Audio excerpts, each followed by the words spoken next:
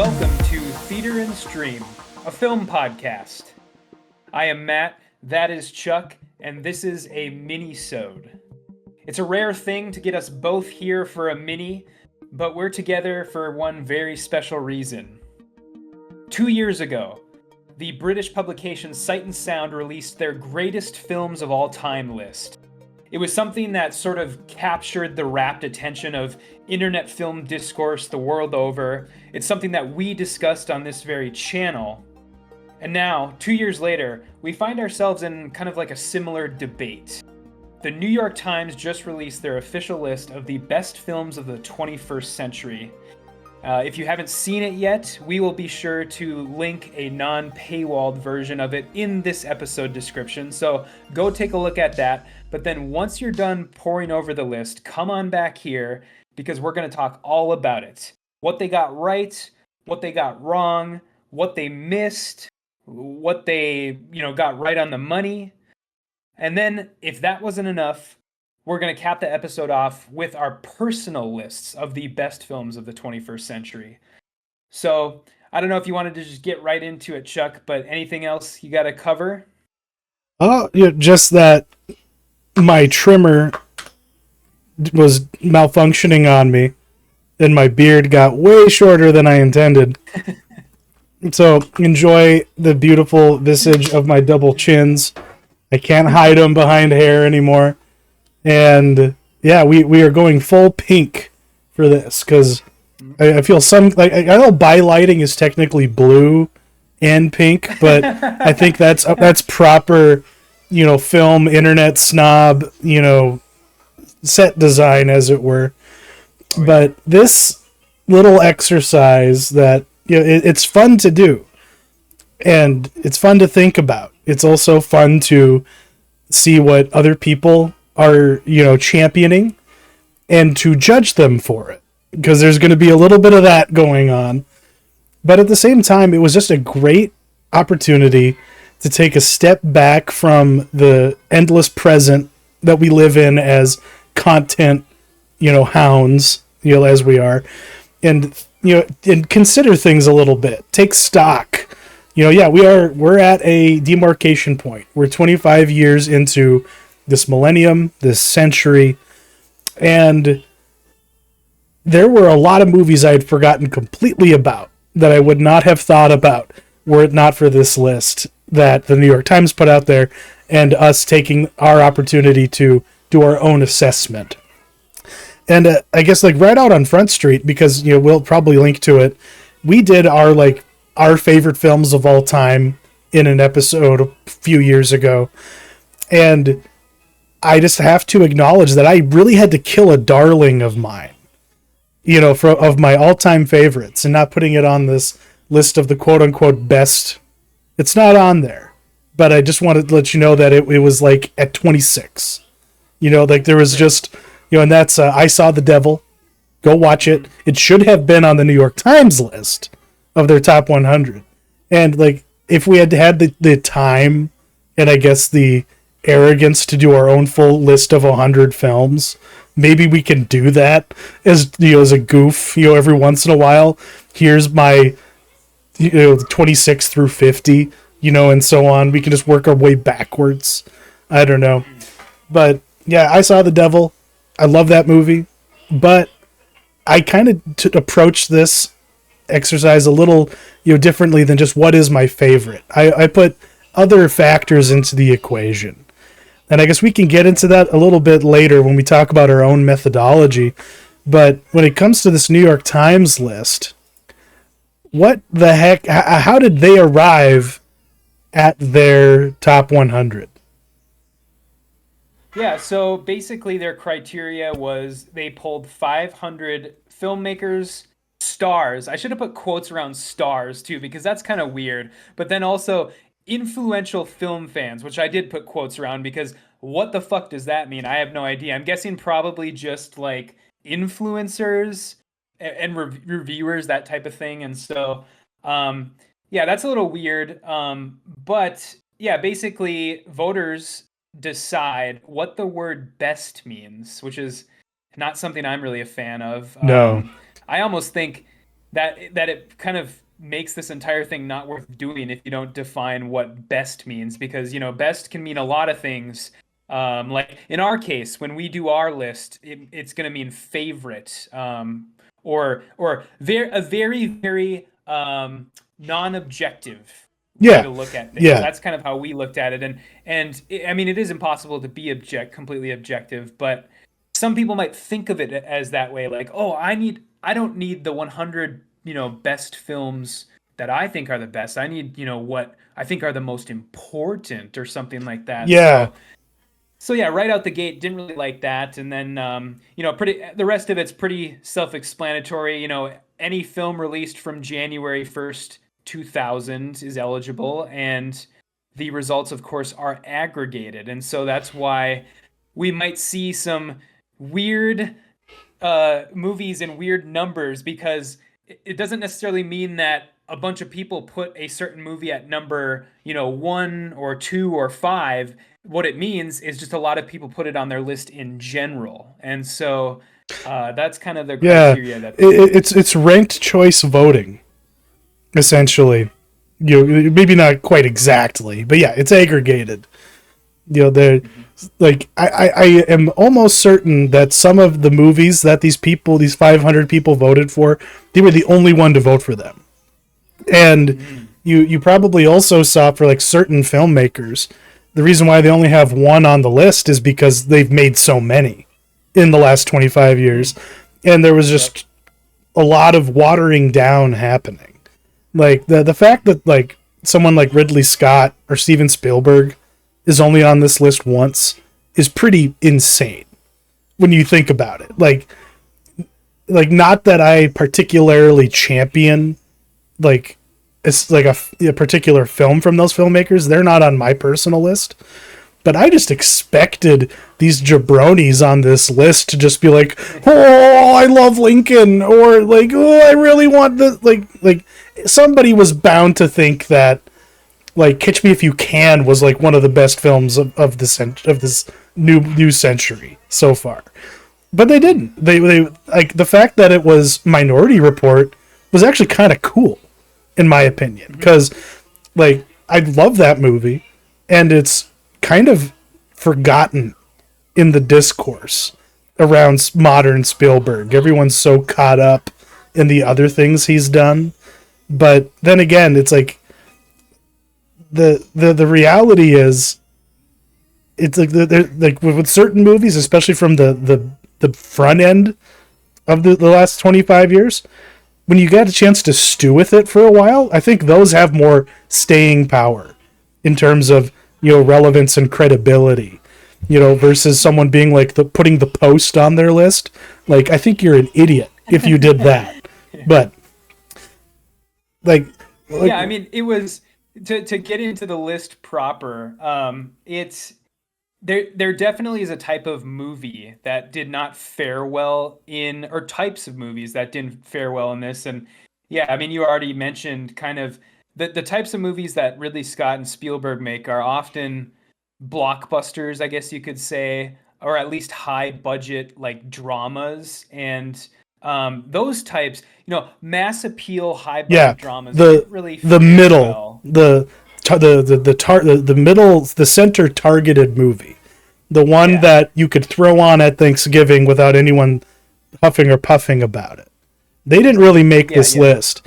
Like there's a lot of like really esoteric, edgy, or just like I'll call it what it is, ideologically driven picks, or just like there's this thing that I call cults of affirmation that just get like yeah. way too caught up on like, oh, because this represents something larger to me, it is therefore like yeah, It's it's important. important, yeah, like you say, important, so that like in some level beyond just the artistry or the Yeah. commercial product that that's before you.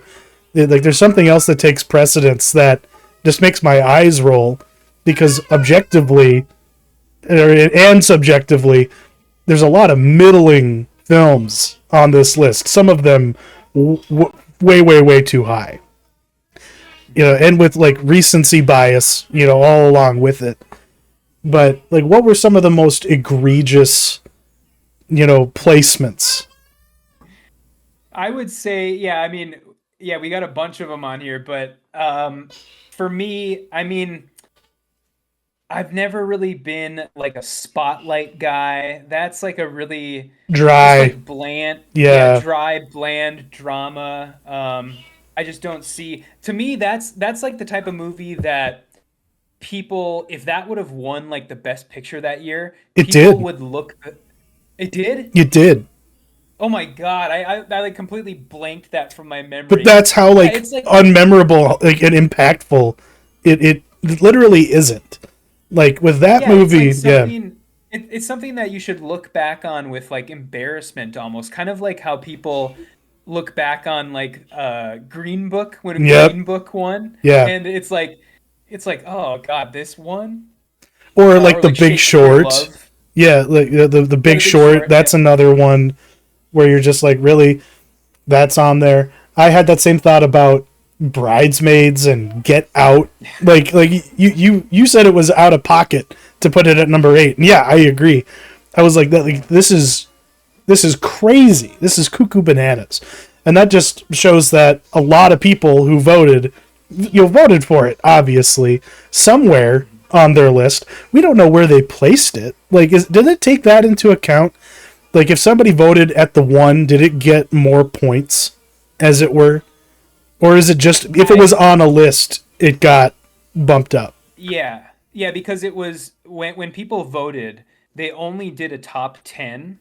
They did a 1 through 10, and so Oh, okay. um, I think it was it regardless of placement, it was just I think it was purely based on how many people had it on their list, and that's why you come up with these weird results like yeah like Get Out or um, the number one movie Parasite, which Yeah. is a movie a great movie, a movie that I love from a director that I love, but in no way, shape, or form is it the number one movie that has been made in the past 25 years. It's And not even the so, best movie this dude has made this century. no, no, I would have put Mother higher than that one.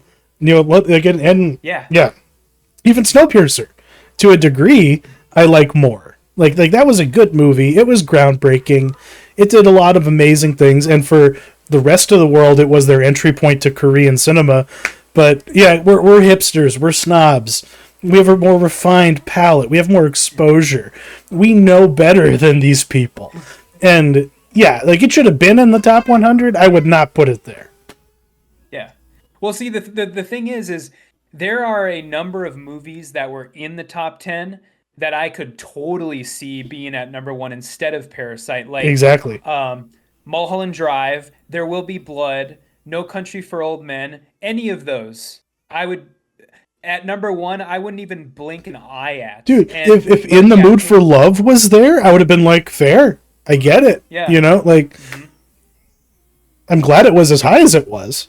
hmm Like I'm not the biggest stan for Wong Kar Wai, but I respect the fuck out of him. I like and it was at least encouraging that it's there. But then you have all this other shit getting in the way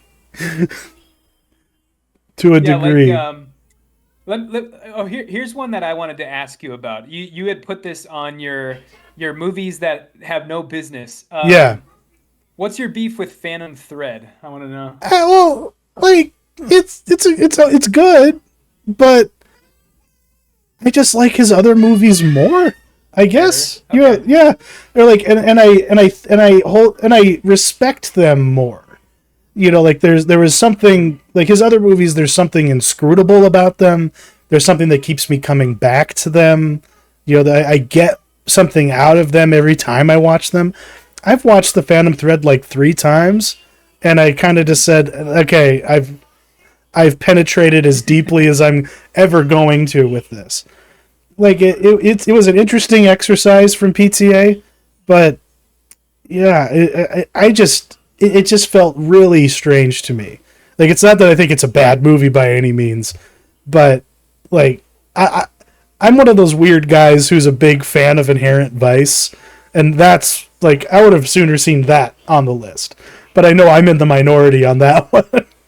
Yeah, yeah, that was because he did Phantom Thread. That was his follow up to Inherent Vice, right? Like that was his movie after Inherent Vice. Is that right? I I think think. so, yeah. Yeah. Yeah. So yeah, when that I'm one of those people that doesn't like Inherent Vice. So when Phantom Thread came out, I was like, oh thank God, like he's back.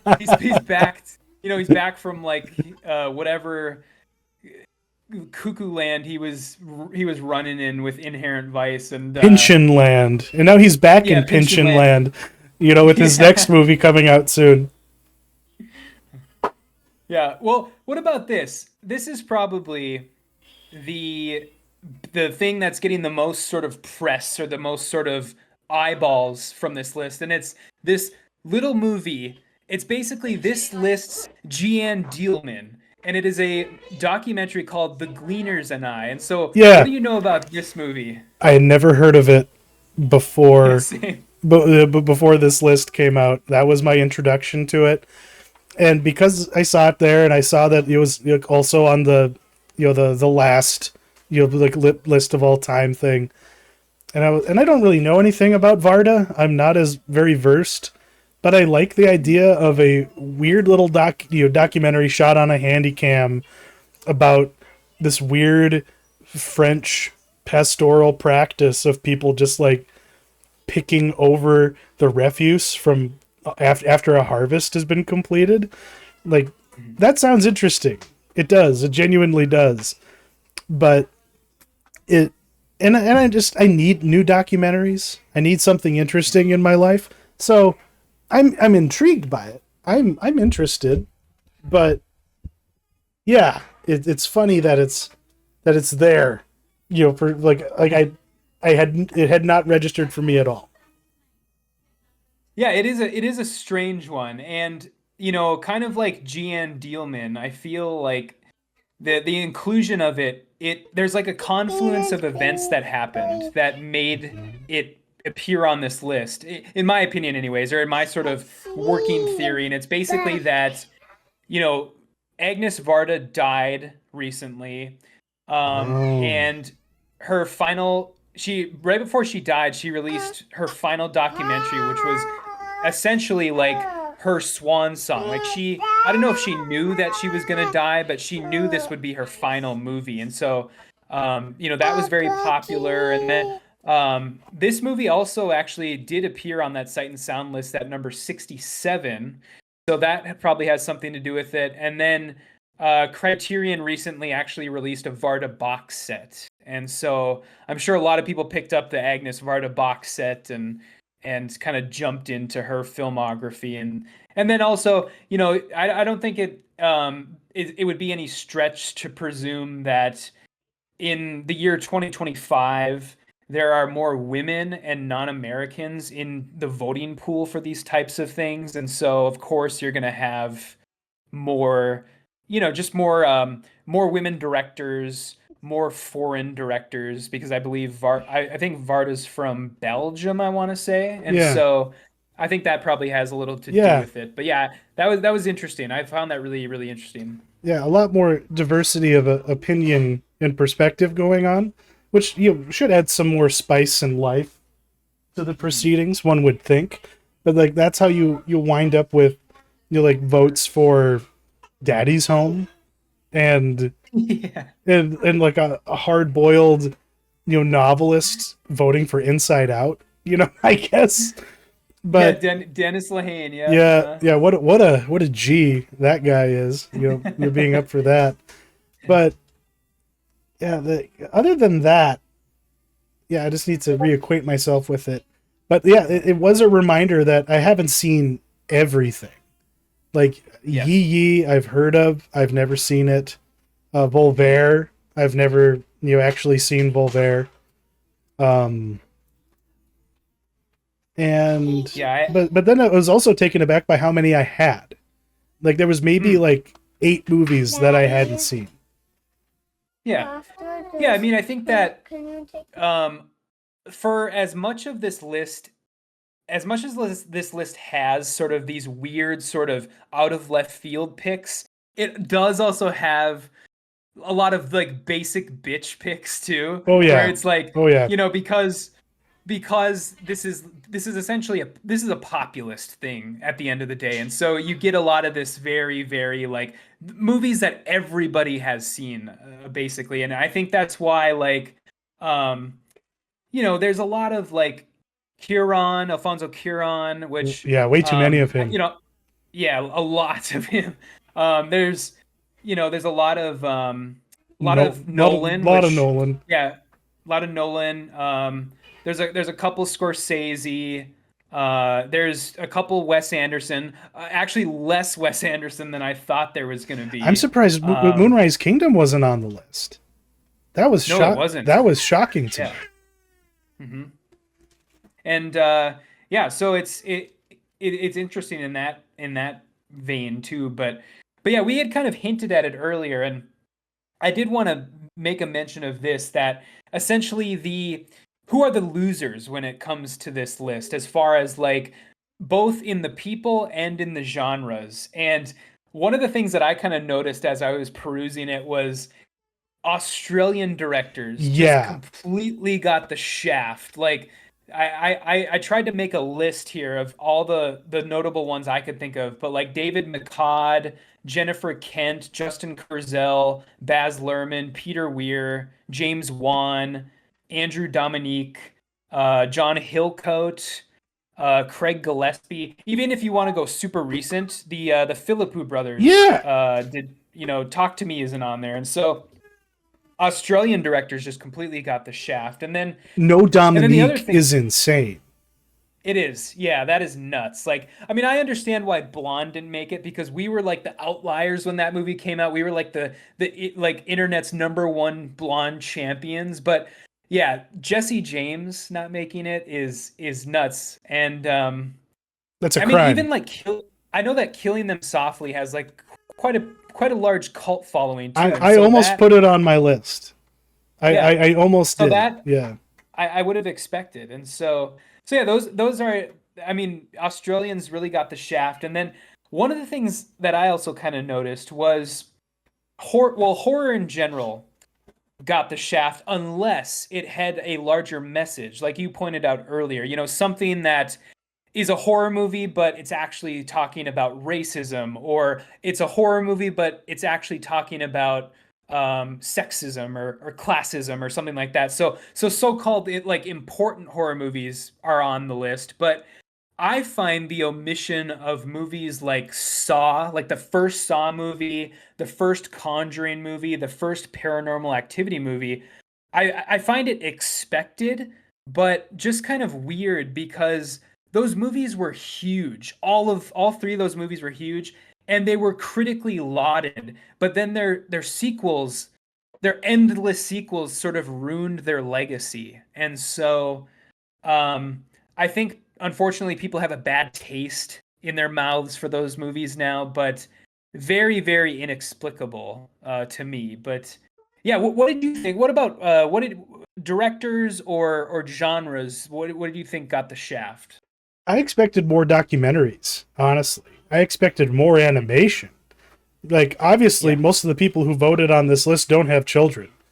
Or they, like, were never children themselves. Even though I know for a fact a lot of them were, with all the young stars that are on this, like, voting, jury. Like, the complete, like, absence. Like, what Pixar movies made the list? Was it, like, Wall-E? Yeah, Wally's on there. I think Up and Ratatouille, I think, are the other two. Yeah, I don't know. Maybe Yeah. that's fair, but like no Incredibles, like that's bonkers. No Toy Story 3, like like the emotional devastation. Like apart from like Up is on there, sure, but it stopped. Like those movies were emotionally devastating, except the Incredibles, I guess. The Toy Story 3 was just a brutal experience for anybody who Yeah, it was. saw Toy Story in the 90s or on a VHS tape growing up. Getting to that point, like, and I think that's a part of it too, is like where are you in your life? Like that is a factor. And like when were those movies introduced to you? and like how much of that impact is, it's not nostalgia, but it's just your first bite at the apple. How sweet was it?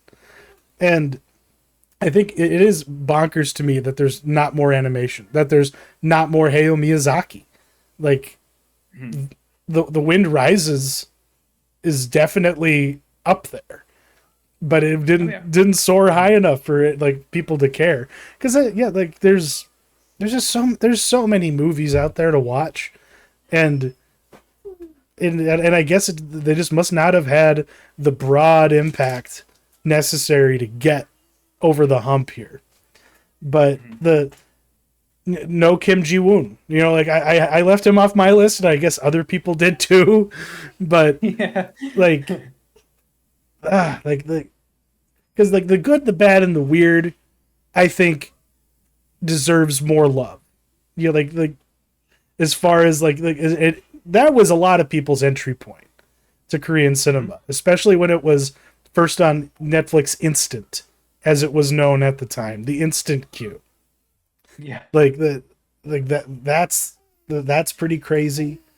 Um, and I guess yeah, like in that vein, you have him on there, Park Chan Wook. Like this was his fucking century, man. And Oh yeah, yeah. Old Boy's Mhm. there, but the guy's made so many movies. Even Stoker, like that movie is crazy good for what it is. Like Yeah, it's well, yeah, the one that I expected, the other one that I expected would have been The Handmaiden, because yeah.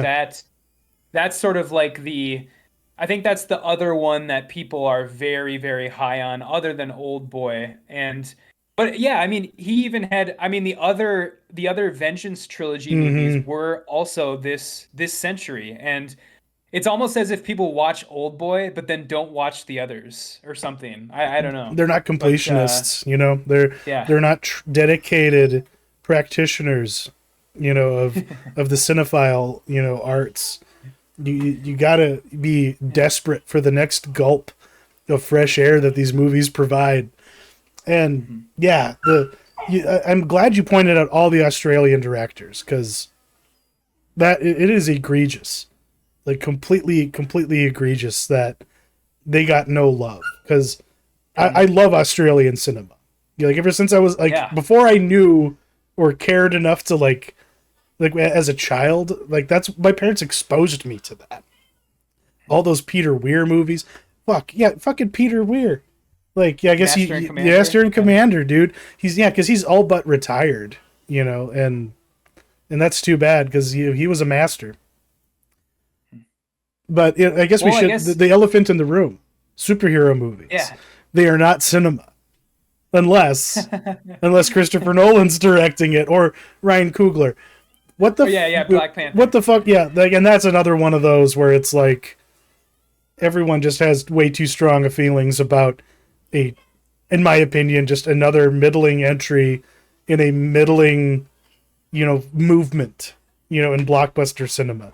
Like that movie doesn't hold up. Hey Luca, can you give me that? The boy Yeah, has the well, I mean, Steam Deck. I gotta save that. oh God. I mean, I would have like I wrote in our doc here, I would have taken literally any other Coogler movie over Black Panther. Like I just don't see that as his most artistically interesting. I would have taken Fruitvale Rail Station. Station. I would have taken the first Creed movie. Um I would have taken Sinners over fucking Black Oh Panther. fuck yes, yeah. Yeah, yeah, and yeah. It's so strange, yeah, why people love it so much. Um, but yeah, I guess as we sort of transition here, I guess to our lists, the last thing I did want to say, I do want to comment or give them a compliment on is I think that their spread is pretty good on this list as far as like movies from the year 2000 to the year like 2024-ish. I think they have a good spread, they have a good selection of things. Um, and I don't think they like did a disservice in that way in any way. And so as we sort of transition to our list, I would point out that I think we're gonna see a lot of you had mentioned earlier about how, when did you grow up? When was like the most important time of your life for movies? And so I think that's gonna reflect in our list because we have a lot of like late 2000s, like early 2010s stuff. Um, I noticed, and there's no real way around it because our criteria was definitely a little different than what the New York Times criteria was. So, and we also have some very notable comparisons too, as far as I think we had 7 movies that were we had the same, and so that's pretty interesting too. So people will see if they see our slides here that we're gonna have the same movies in some of our lists, including this very first one here. Of course, we have Mad Max Fury Road. Um, I don't think there's any surprise there. I think that's any. I mean, I don't think it's a stretch to say probably the best action movie of at least the 2010s, maybe the entire, quarter century. Uh, but yeah, talk to me a little bit about some other ones on yours here, this first slide. Yeah, so yeah, you already mentioned I've got Hero on there. That was sort of the movie that I mean, the movie that got everybody sort of in the door for martial arts movies was probably Crouching Tiger, but Hero was like the one that really struck a chord with me. It's so beautiful, such a beautiful movie. The fight scenes are more like dance sequences in some ways, and yeah, really love that. Collateral, probably my favorite Michael Mann movie. Probably the best performance that Tom Cruise has ever given because it's like one of the few performances that Cruise like lets himself out of his like weird typecast as like, like he's playing a bad guy. I mean, he's playing a really a bad guy in this movie, and yeah, really love that. I've talked about Beasts of the Southern Wild, my love for it before, on our best movies of all time, so I don't need to repeat that. But my superhero entry is Spider-Man 2, and the reason why that is because I've sort of reappraised the Raimi Spider-Mans, and there's something about them that, it was before superhero movies got really dark, and I love the combination of like the earnestness and the weirdness of Rami. He brings that Evil Dead weirdness, and they let him be a little weird with them because superhero movies at that point hadn't become like these money making machines yet, There and weren't so rules there's a yet. little Yeah. yeah. And so, yeah, I love Spider-Man 2. I think it's probably my favorite superhero movie of all the superhero movies. And so, and I'm glad it's getting it just was announced like a couple days ago that it's getting a theatrical re-release this August. So, definitely gonna go see that. And Yeah, so and yeah. one programming note. I accidentally forgot to unmute myself. So that whole cuz Luca was crying. So basically, it's like I just the raid, that was my martial arts justice Yep. pick. That movie's still very impactful, and Road to Perdition and A History of Violence, like underrated graphic novel adaptations. But yeah, I'm just gonna leave it at that. I'm just gonna have to throw up a. We're just gonna cut out my dead air segment. But moving on to slide 2 here, Yeah. we got. Let's see, boom, The Hunt. That movie, Yep. criminally underrated. Oh yeah. People have really fucking slept on that. And if I had like, and like the Social Network and Old Boy are kind of perfunctory, they're expected. But the Mhm. fact that like Hot Fuzz, I rewatched that recently while I was thinking about this list. Do I put that or Shaun of the Dead? It's got to be Hot Fuzz. It is just so fucking watchable, no matter what. Like Edgar Wright's filmmaking is just so polished, and it's his most Tarantino esque movie. And if you really want to like embrace the like the mindset he was in when he made that. Listen to the director's commentary he did with Tarantino. They reference like 500 different cop movies over the course of it. Like it's like, oh, that's where this was from, and that kind of a thing. But yeah, Blue Ruin is like that was the first Saulnier movie, and that's the one that I love unreservedly, recommend unreservedly. But I am, but then at the same time, I saw your list, your five, and I was like, shit, did I make a mistake here? Because Green Room, amazing, and a huge step up for him in terms of making a proper, like Blue Ruin's the revenge movie, but Green Room, that's the fucking horror, like thriller ride that he made before he kind of lost his way, going forward. Yeah, like Yeah, I really like I mean this is probably our slide that's we have the most alike. I mean, we have two movies that are exactly the same, and then of course, yeah, two movies from Saulnier or Saulnier. And but the two that you haven't spoken on yet, I want to talk about Sin City, of course. I mean, if you were a high schooler in 2005 when I was, just the coolest fucking shit you've ever seen in your life. I mean, oh my God. I like when I laid eyes on that movie, I was like, what is this? And of course it led to this whole like just deep dive into the world of, Frank Miller. And yeah, just it still is the coolest shit. I just rewatched it probably like a year or so ago, and it's just like just the perfect adaptation too. yeah, It literally is the comic, and yeah. so It had love one of it. the And best movie trailers of all time too. Like yeah, it had I uh-huh. forget the name of the song that's in it, but it's a banger, as the kids say, and Mhm. it really got one amped up to it.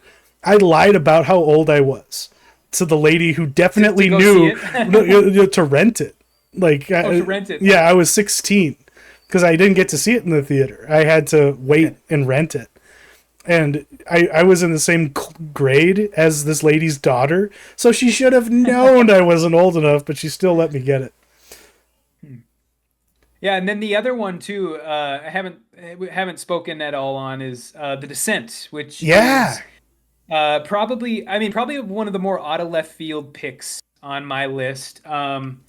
A yeah 2000s horror movie. If you haven't seen it, do seek it out. It's I put this on there because of the time and place I was in when I saw it, because I saw this in a theater. It was this small horror movie. Nobody knew what it was. And it's probably the most scared I've ever been in a theater. Because number one, you just have these characters that are like scrambling around in the dark for the entire movie. And not only that, but they're in this tiny cave system. And so it's so claustrophobic. And I just remember probably the most scared I've ever been in a theater. And so that's kind of why that's on there. But yeah, I love that. That's yeah, if you haven't seen The Descent for any reason, do seek it out, do seek it please. out. It holds up. Mhm. It really Yeah. fucking holds up. All right, number three. Why don't you go first?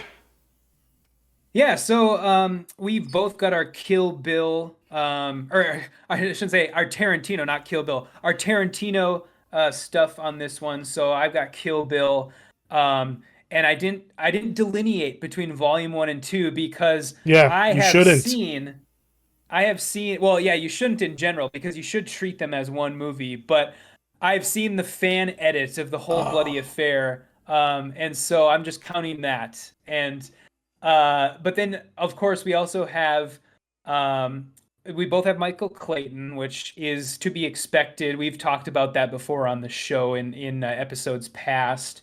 Um, Training Day, my love for Training Day has also appeared on this podcast when I bought the 4K disc of it a year or so ago. But the one I really want to highlight on here is Columbus, yeah, the first film from Kogonada, the director of After Yang. This was his debut film. yeah.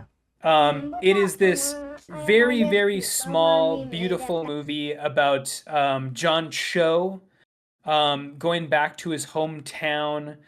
and after the death of his father, and it's really weird because Kogonada has this weird reverence for architecture, and there is this really strange city in, I believe it's Illinois, that is like the unofficial architecture capital of the United States, where it's this small town, but there for some reason there's all these really interesting buildings, like architectural buildings. And Okay, that's so okay.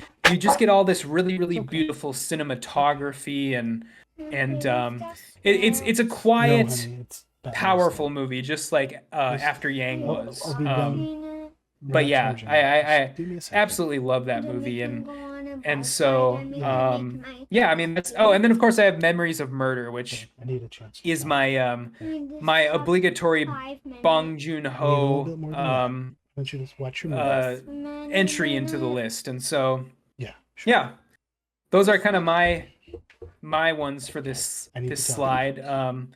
Here's the one that I'm kicking myself for not including, and that is on your list here. Zodiac. Yeah, dude. What? The Yeah. like it's probably Fincher's most personal movie because he lived this as a child, Yeah. that whole Yeah. experience.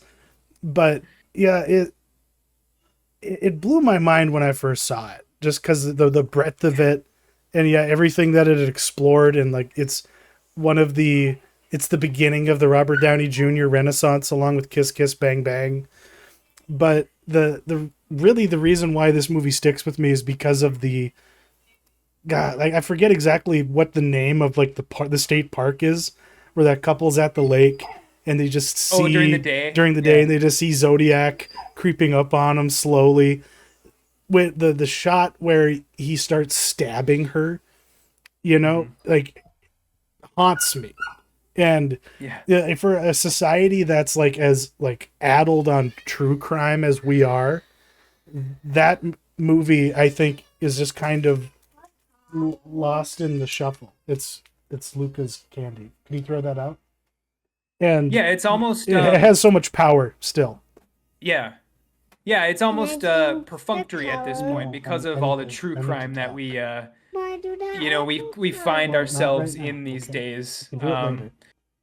It's not people don't regard it as special, I Yeah, guess, is and so yeah, um yeah, and but yeah, is there any, oh, yeah, go ahead. yeah, and like as far as Inglorious Bastards go, I selected Yeah. that purely, just because of what I thought it was going in, and just how awesome that opening scene is, where you're introduced to Hans Landa and Christoph Waltz. I was like, what the fuck? Like, this is what this movie is, and it just has so many like discrete, wonderful little, like scenes, because like they're set pieces, but not in like the grand, like Paul Thomas Anderson kind of set piece, or the Kill Bill kind of set piece. It's just the power of the tension of that movie is just sticks with me. But I just want to note, the before I saw Kill Bill, I read the script for it, and the script for it was the whole bloody affair version, or like with a bunch of Okay. stuff Yeah. that isn't in either of the volumes, stuff that hit the cutting room floor. and Hmm. and I was really disappointed, in the fact that I did like fuck Harvey Weinstein. That's all I want to say. He was Yeah. wrong. But Michael Clayton, like that's a movie that I rented and put on, and when is it Tom Wilkinson when he's going his like Yep. monologue about about the prostitutes, and my parents were just like, what the hell is this? And I'm like, it's supposed to be a good movie, just let me watch it. But the Grand Budapest Hotel, it's one of my all-time favorites. It's my favorite Wes Anderson. And Pan's Labyrinth, holy cow, it gives you a little bit of everything, for like the child in you and the grown-up that loves seeing someone's nose caved in by a bottle. It gives you a little bit of everything. And it's my favorite, Del Toro movie, without a doubt. Yeah, so again, we've got, let's see, two of the same films, of course, and then Yeah, I guess the ones I want to highlight on here are Kung Fu Hustle, the Stephen Chow film. Probably I mean, I know he did, of course, Shaolin Soccer, but this is probably was my entry point into the world of Stephen Chow. And yeah, just I remember seeing this at the local independent theater, the Fargo Theater, and just having my mind blown. It's just so funny and so strange. And you had called out like the good, the bad, and the weird earlier, and this is sort of in that same vein where it's like it's serious at some points, it's really funny at some points, it's like Looney Tunes at some points, and yeah, I love it. And The Taste of Things, the Yeah. most recent film on my list. This one was just from last year. I've already talked about it on this show, so I don't need to a ton into it. But yeah, I just wanted to call it out as just the most recent film on here, and just one that really stuck with me, and I think will stand the test of time as far as my personal favorites go. And then I guess I'll also, um, Villeneuve. I don't know why everybody's obsessed with Arrival. Yeah. I would Fuck that I would put a movie. lot I would put a lot of other of his movies above that movie, but at the very top I would put Sicario because that movie was such a, I don't know, an endurance test, and I wasn't expecting it. I want to specifically call out he unfortunately died now, but the score from Johan Johansson um, is just killer. Like when they first go over the border into Mexico in that movie, that entire sequence is just like, mwah, just the shit that movies are made out of. And so yeah, just love it. But yeah, what about you? Let's see here. The Memento, that was like my beginning. Like that, like my Mhm. sister took a brain class at at the University of North Dakota, and she came home talking about the movie and how amazing it was and how it had this crazy structure to it. And I was like, okay, like I really want to see that. So we rented it from Netflix. It blew my fucking mind. I watched it like at least 10 times before we mailed it back. And then I used my Christmas money that year to buy the really awesome collector's edition of the DVD that came Mhm. with like weird little case files, like medical files, and where the menus were like like a personality test or like a psychological test. So like to Mhm. navigate it, you had to like click on the right things just to get it to play the movie. But like on the special features disc, there was an option to watch the movie in true chronological order, and it is Yeah. so fucked up and devastating to like be in on what is going on with this guy, from the beginning. And it's an interesting thing to do, Mhm. honestly. If you ever get the chance to find that, I don't even know if and I had a friend steal it from me, so I don't even know where it is, and I'm still Oh mad shit. about it. But that movie's core to my being. But Under the Skin is just one of the most devastating and inscrutable, movies that I've ever seen. It it's just such a completely locked in experience. You're just trapped in it, and it takes its time, and it doesn't look away from what the fuck is going on and how fucked up it is. So I love that about it. And I guess yeah, like Mulholland Drive, like you find something different every time you watch it. And I'm glad that it was as high as it was, especially since David Lynch just died. That maybe played a part in why it was so high. But Mhm. like he left like he didn't do much theatrically after this. But I can't put Twin Peaks: The Return on this because it doesn't qualify. But Mulholland Drive definitely. But then again, we got to talk about the assassination of Jesse James by the coward Robert Ford. Like Yeah.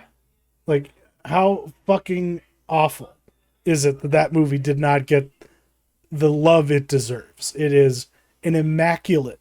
It's a miracle of a movie, and Mhm. I don't know why it was forgotten.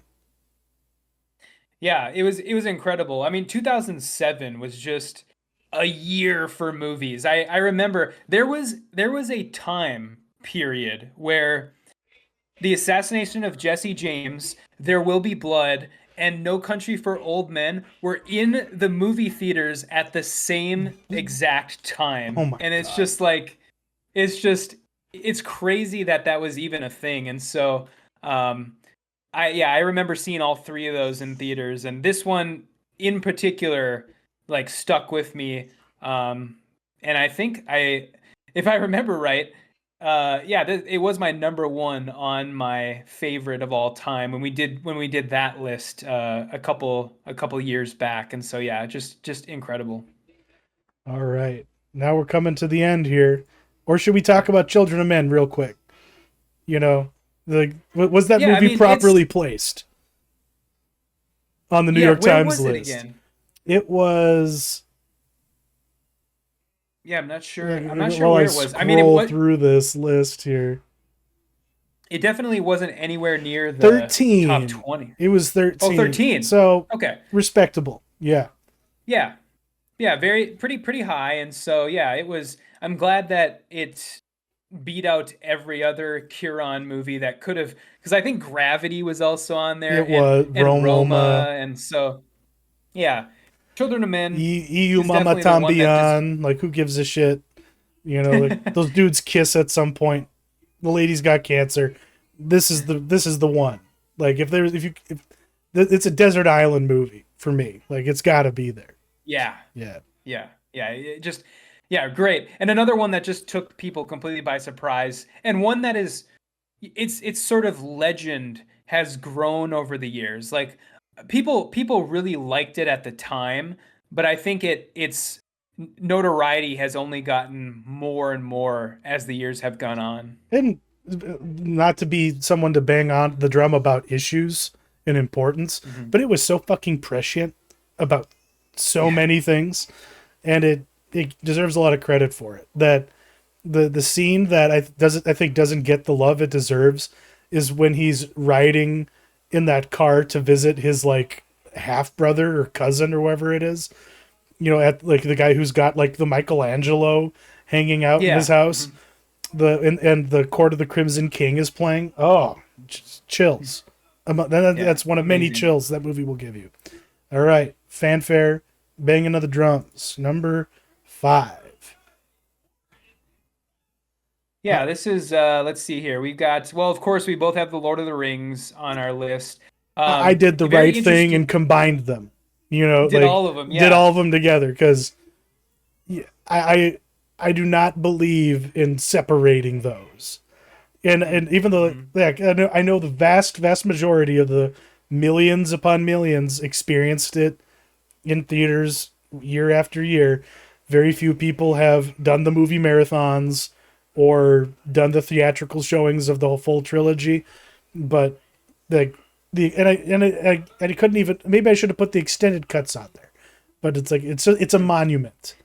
It is why every single fucking studio is chasing $1 billion movie this century. Yeah. Like they took a long break after Titanic, and then the Return of the King came out, and then it was a Hmm. contest to see who could duplicate that every year. So Hmm. in that regard, commercially, artistically, I think it holds up. Yeah. Um, let's see here. Well, A Hidden Life. I've talked about my love for that on this show before. Um, There Will Be Blood is my entry on the list from the PTA canon. Yeah, Um, like I said, I think this.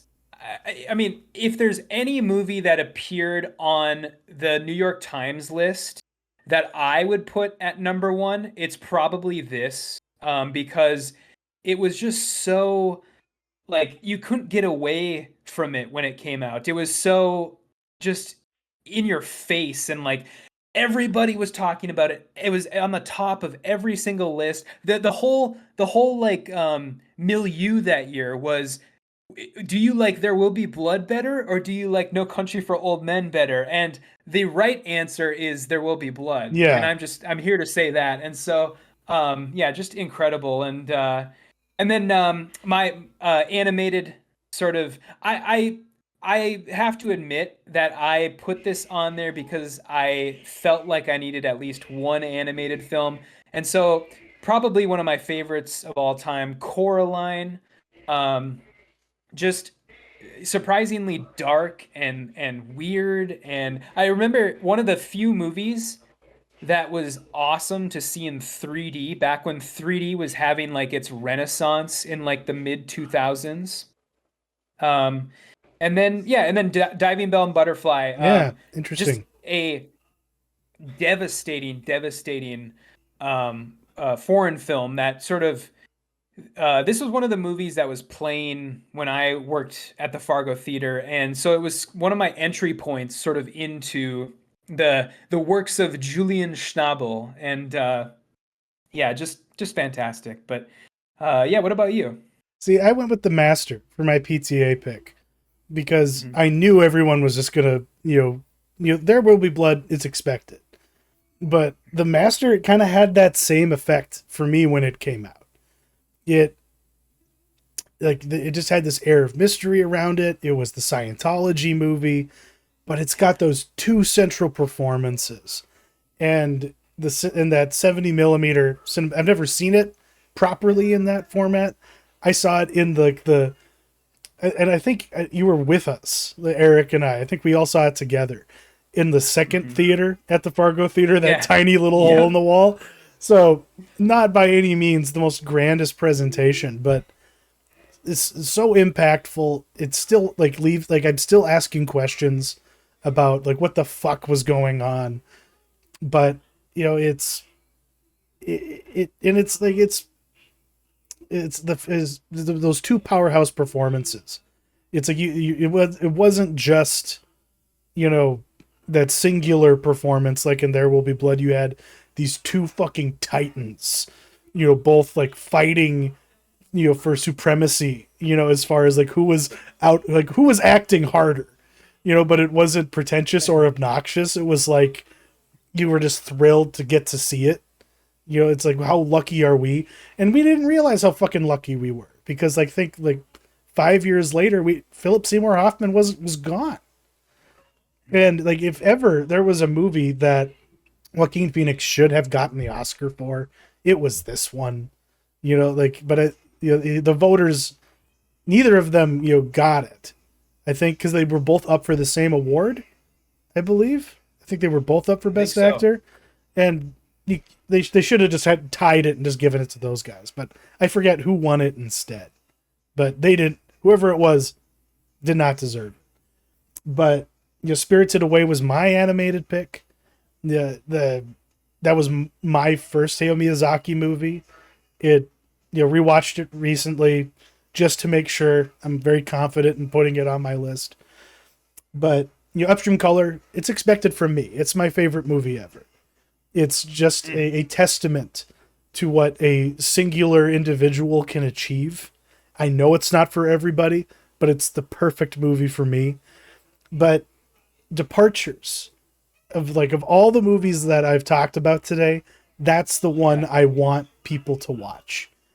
It's just about this violinist, or a cellist rather, a cellist whose orchestra folds in Tokyo, and he has to come up with a new plan. And well, my mom died, and she left me the cottage in that fishing village I grew up in. Honey, let's just move back there, and I'll try and find work. And the work he finds is being a mortician in a culture that abhors and has disdain for people who do that kind of work. It's very much just about that culture and just about the uniqueness of their process in dealing with death and grieving. And it's a beautiful movie. And it won the best foreign film Oscar that year. And if it had been in vogue to give out best picture Oscars to foreign films at the time, I feel confident that it would have been this one. It's just a simple, but a simple movie, but it's so grand in what you get to experience when you watch it. Yeah, And that's amazing. I'm glad you put it on there. That's one of those ones that you don't think about, but then when you see it on someone's list, you're just like, Yes, It like makes this makes sense. sense. Yeah, This absolutely makes sense. So yeah, yeah. yeah, glad you put it on there. And that kind of does it. But we got some observations to make. We had 7 films in common, and we and I'm glad that things worked out the way they did. We had different picks Mhm. for like the directors that we kind of matched up. Otherwise, no documentaries. I almost put Dear Zachary on mine. Was there any that you almost picked? Oh gosh, not. I mean, not really. I mean, I think that when I think of like the most important documentary to me, or the documentary that has the biggest chance of getting on a list like this for me, I think about the documentary Hoop Dreams. Yeah, Um, yeah. but unfortunately, that was not released this this past quarter century. So I can't put it on the list. But yeah, nothing from this last 25 years. I mean, if I really had to, I probably could come up with something, but yeah, just nothing that really stood out. The there another one that I thought about, but then it never got theatrically released because it was a 30 for 30 ESPN Hmm. documentary. Was actually there's a couple. There's a few that love enough, but the two Escobars, which is about the relationship between Pablo Escobar and the Colombian national team and just soccer in Colombia in general during the cocaine era, the cartel era. It's a devastating documentary, but really really fun. But it really gives you the highs and lows of sports in a way that's different, and it mixes with crime. Another one that I would call out is Winning Time, about Reggie Miller and the New York Knicks. Like the battles Oh that they yeah. had in the 90s. That one's a lot of fun. And Survive and Advance, the documentary about uh, God, what's his name? Jim Valvano and the North Carolina Wolfpack in their run to the NC2A, their Cinderella run, the original Cinderella team. That one still makes me cry like a fucking baby, like a man. Once they get to the before the game, before they play the Phi Slamma Jamma, and the his assistant coach is describing like the pep talk that they had, and he's like they were so low before the game. He gave a speech and they could have run through a fucking wall, and he's like I can't even talk about it, and he's like crying openly while he's being interviewed because it's I don't know, there's power there, but it was segregated to television. So that's my rant, I guess. It's like 30 for 30, made some good documentaries. Oldest films on our list: Training Day, October 5th, 2001. And mine was Memento, May 25th, 2000. Um, and I had an anti-recency bias because my most Yeah. current film was Fury Road in 2015, and yours, of course, was The Taste of Things from last year. Um, I had 2 films. Like, yeah, you had no repeats. I was the sucker, and I just had to have my 2 favorite filmmakers of this century have 2 entries in Christopher Nolan and David Fincher. But I guess who is the filmmaker of the century? Oh boy. I mean, I think you could make a pretty good case for Nolan, as you pointed out on our doc. I think, I mean, gosh, unfortunately, you could probably make a case for the like, God, I hate that I'm about to say this, but the Rousseau brothers, Okay, okay, for the for all basically like inventing the MCU, or giving the MCU its whole look and its feel and its success even. And yeah, I don't know. I guess I mean it's interesting because I don't think the ones you would think of I really aren't. Like you had mentioned earlier, like Spielberg, and Spielberg had a really good like first 10 years of this quarter century, and then he just like yeah. just completely shit the bed. And Where did the so wheels I don't, fall off for him? What was the beginning of the end? gosh, probably like Tintin, I guess, maybe. Okay. I was a Tintin fan, but that was my nostalgia talking, Mhm. at the time. Now, yeah, it's unwatchable. There's a reason why they haven't made it anymore. But yeah, I don't know. Did anybody, as far as that question goes, did anybody come to mind for you? Well, uh, Paul Thomas Anderson, or I would even argue Denny Villeneuve, like the just Yeah. the breadth of the different Yes. kinds of movies that they've made and the impact that they've made. Because yeah, like The dude's about to do a the dude's about to do a Bond movie too. that's right, exactly. Yeah, Yeah. like So, he did adapt like my favorite sci-fi novel and do a mhm. more than admirable job at it. He adapted the unadaptable in a satisfying way, and he's one of the few filmmakers who's done a sequel to a movie that wasn't asking for it and actually have it be good. In Blade Runner 2049. Yeah. But Mhm. yeah, the him making a Bond movie is exciting, and but yeah, I think at the same time, like the doing lists, and this is just a comment on doing a list like this. 25 years into a century, we got 75 fucking years to go.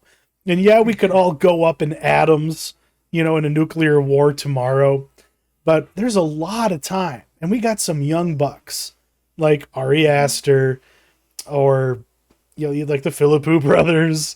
There's and even Kugler. Like we have no idea where those guys are gonna go next, and Mhm. we have a lot to look forward to from some of the established old heads that we got. Like Tarantino's Swan Song could be the best film ever made. We just don't know, But then again, some kid from the inner city somewhere could just blow our minds with a homemade film, like cobbled together from his TikToks, and that's our future, unfortunately.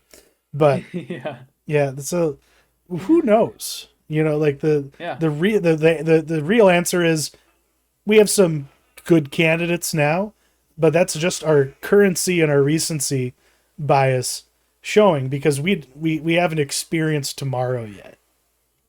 Mhm. Yeah. Yeah, that's good. That's a good observation. Yeah, that's a good way to end it. A very nice way to end it off. But yeah, this was fun. I really really enjoyed this, and I'm glad we were able to make the time for this. And I guess, maybe we should reveal now why we're doing this and why we made time for this in the first place. Yeah, So, because we yeah, wanted what do the you? stars to align for all Mhm. of you good people, because there's an important film coming out in a couple weeks, and we wanted to be sure that we could have our schedule work out so we could review James Gunn's Superman, or just Superman, whatever the like. What is this movie going to be called? It's the debut of the David Corden Sweat era. It's the day where DC finally throws the last pile of dirt on the Snyderverse and begins something fresh and new. And there's going to be a lot of discourse about that movie. We wanted to be sure that we were a part of the conversation. So, Mhm. thank you to the New York Times for releasing your list. It helped make this transition a little easier, and I'm really looking forward to that. I have a mini that I've been planning for a really long time, and I might not have the window to get it out before, so it might need to be rejiggered to take into account the movie that's coming out, and maybe that's the right way to do it. Yeah. Because yeah, I have thoughts about the Cavill era. I'm still in mourning for the Cavill era, but it's time to get ready for what's coming down the pipe, because either it's everything we've ever wanted or it's just Superman Returns all over again. Who knows? We'll just have to find out. Thank you for joining us.